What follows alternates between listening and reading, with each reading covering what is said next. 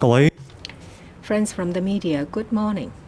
Welcome to the Tuesday pre-EXCO Chief Executive Press stand-up session. Because of the epidemic, please keep your distance and keep your masks on. We'll first hear from the Chief Executive. Good morning. First of all, let me tell you some information about an update of the epidemic situation. In the past week, the epidemic situation is still quite stable. There is a decreasing trend of number of cases. Yesterday, the number of positive cases was, for the first time in the past few weeks, below 200. It's 190 cases to be exact. 96 of them are RAT positive cases and 94 are PCR positive cases. As I've said previously, you shouldn't attach too much importance on the number of cases. Today, should the number increase to above 200, it doesn't mean that there is a turn of the epidemic situation. I would like to draw your attention to 2 points. The figure includes imported cases. So the number of flights arriving in Hong Kong and the number of infected passengers will affect the number of cases. Each day, if we have 2, 3, 4 dozens of cases, it will have an impact on the overall number. The second factor is RAT, the rapid tests. Well, now, after schools have reopened, we have a lot more people taking the tests, which in turn will affect the RAT number.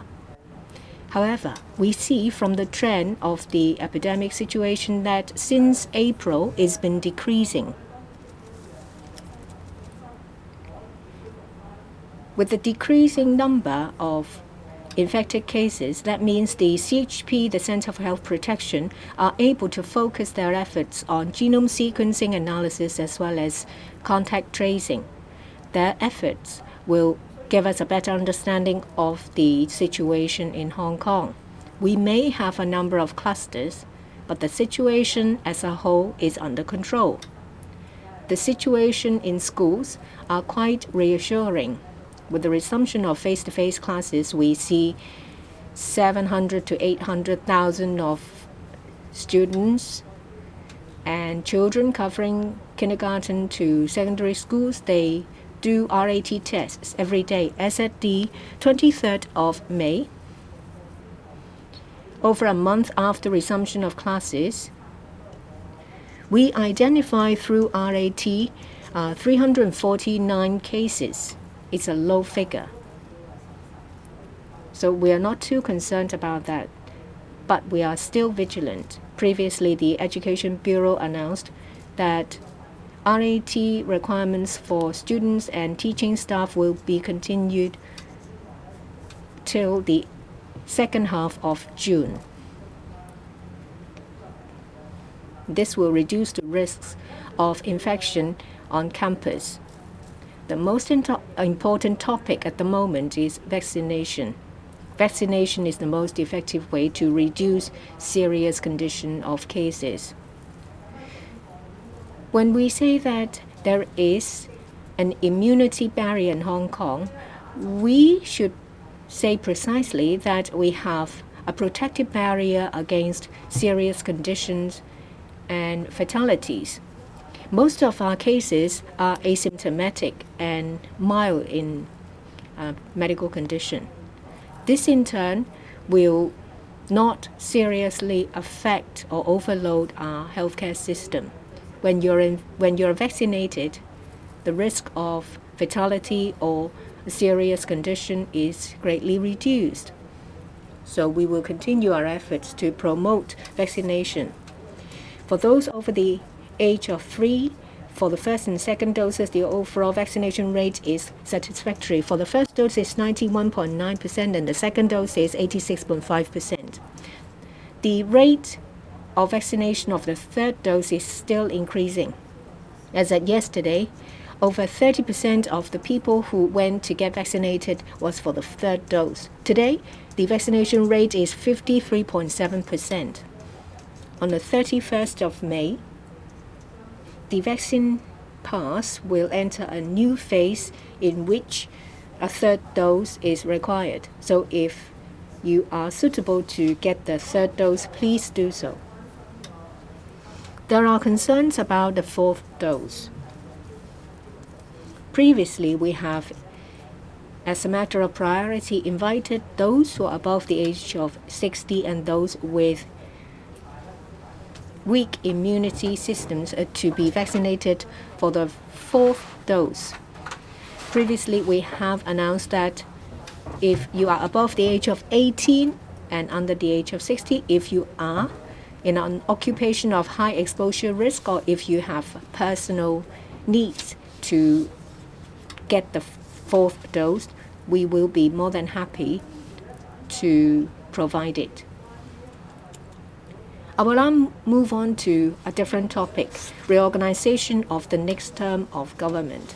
I thank the LegCo for completing the scrutiny by the Subcommittee on Government Reorganization of the proposal. On the 27th of May, the LegCo agrees to convene a special establishment subcommittee to discuss the establishment proposal in relation to the reorganization. If we get their consent, then on the 10th of June, a proposal will be submitted to the Finance Committee for their endorsement. This week, we will inform the LegCo that on the 15th of June, we will submit a resolution for discussion. We think that it will be endorsed on the same day. So the entire proposal has been on schedule. This is conducive to the forming of the new team of the next government. We're happy to see that the epidemic is stabilizing. So in relation to celebratory activities of the 25th anniversary of the reunification have restarted. There were some activities and events that have been postponed or cancelled. But now we have restarted the campaign. Yesterday, the Leisure and Cultural Services Department, the LCSD, has launched a large-scale campaign. They are the main department in charge of these activities. There are events covering visits to museums, etc. These large-scale activities will take place as scheduled. We hope that it will not be affected by the epidemic. This year is the 25th anniversary of reunification. This is an important year. In the past 5 years, with the staunch support of the central authorities, we have been put back on the right track. We have a theme for the anniversary. The Chinese name of the theme means going forward. It's sung by a number of singers. If you listen to the lyrics, you will feel that we are back on the right track going forward. Now the floor's open. If you'd like to ask questions, raise your hand. If you are named, use the microphone we give you and identify your media outlet. Please limit your questions to 2, and there will be no supplementary questions. The gentleman at the back. Good morning, I'm from Hong Kong 01. 2 questions. First, the 25th anniversary of reunification. You mentioned a number of activities that will take place on schedule. Do you know if there will be any visits by state leaders? Will the epidemic situation affect that? Second question is about reorganization of the government. there are legislators expressing concerns, saying that with the proposal, there are a number of creation of posts in the highest echelon of the government, say, for example, deputy chief secretaries. Is it going to be effective, or is it going to be a duplication? Based on your experience, what impact will it have on efficiency of governance? As I said, the 25th anniversary of the reunification is an important time. Of course, we look forward to visits by state leaders. We look forward to their important speech. It's just like 5 years ago on the 1st of July, President Xi made an important speech. And what happened afterwards showed that the president know very well about Hong Kong, and it also showed their support. At this moment of time, I'm unable to give you any information. When we're in a position to do so, we will make announcements. Of course, it depends on the epidemic, because the epidemic will affect in strategies towards public health. We hope that the epidemic situation will continue to stabilize so that we can all celebrate the 25th anniversary. Regarding the reorganization, as we've always said, it's done for the next government. Part of the proposals made by this government, that is, it was first made in the policy address in October, and at the beginning of the year, I made a proposal about changing the number of bureau from 13 to 15. But the entire proposal was welcomed by the chief executive-elect. He has also made some input into the proposal. At the moment, our capacity is an agent.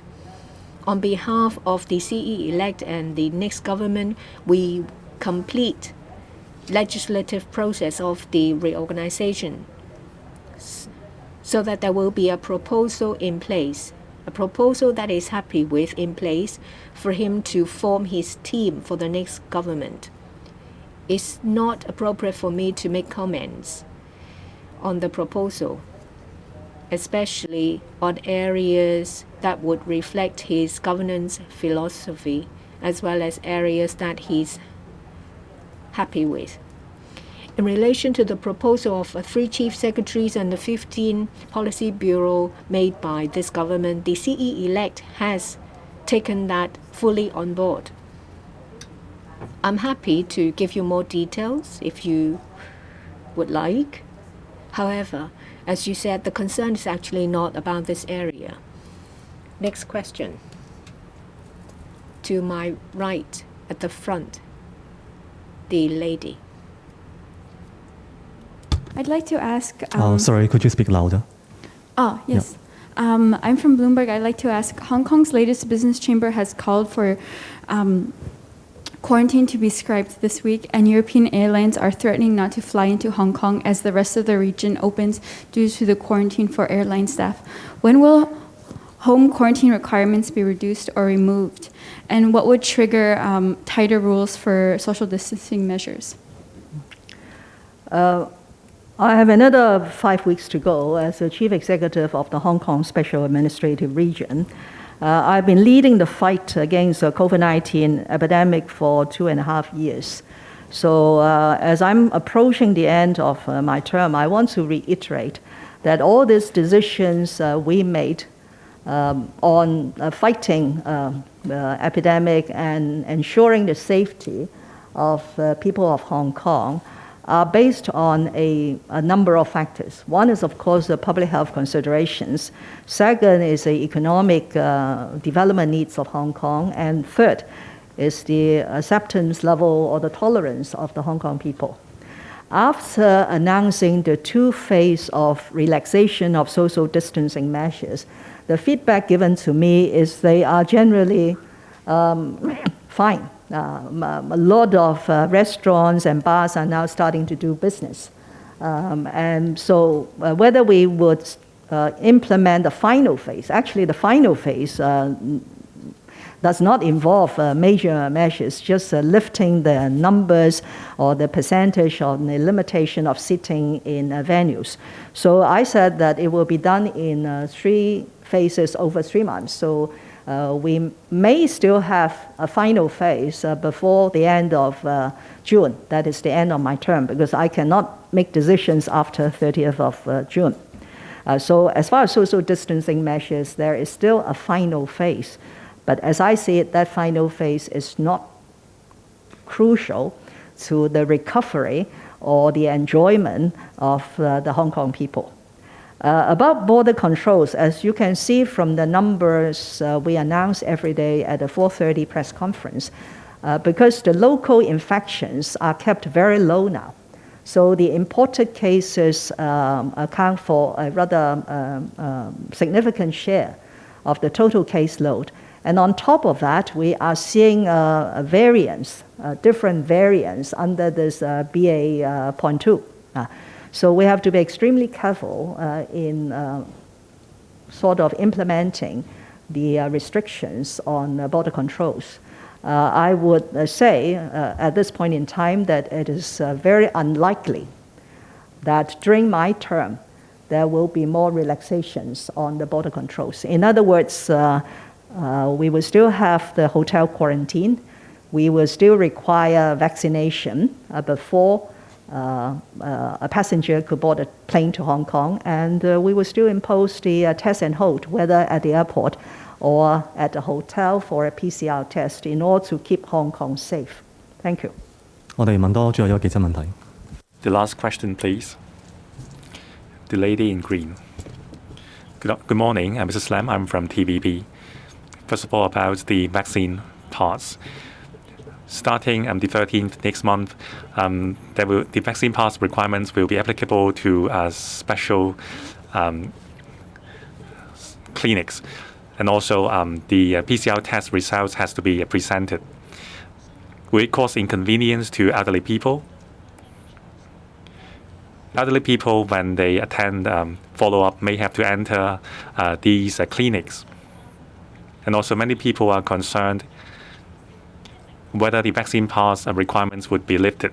So is there an indicator, for example, when we reach a certain vaccination rate level, that the vaccine pass will be removed?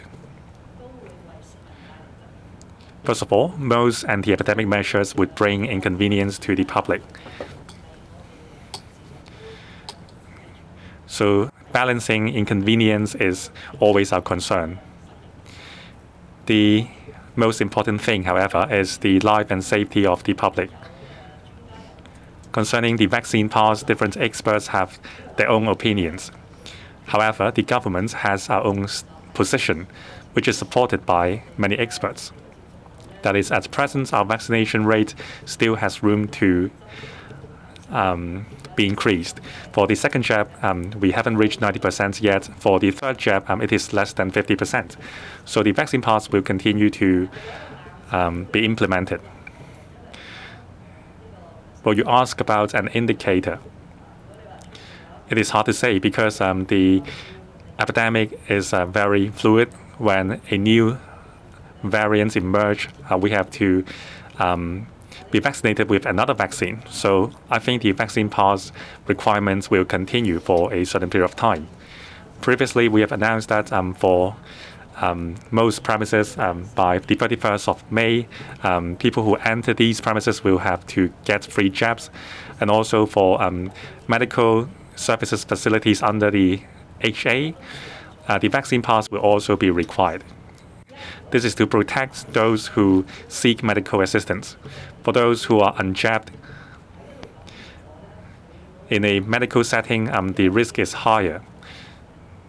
When you are infected, then it may be you may be more prone to get serious complications. So we are trying to protect patients and elderly people. Still, we will make it more convenient to people. For those who can't get vaccinated or are unwilling to get vaccinated, a negative PCR test will be required to go to these clinics. Thank you.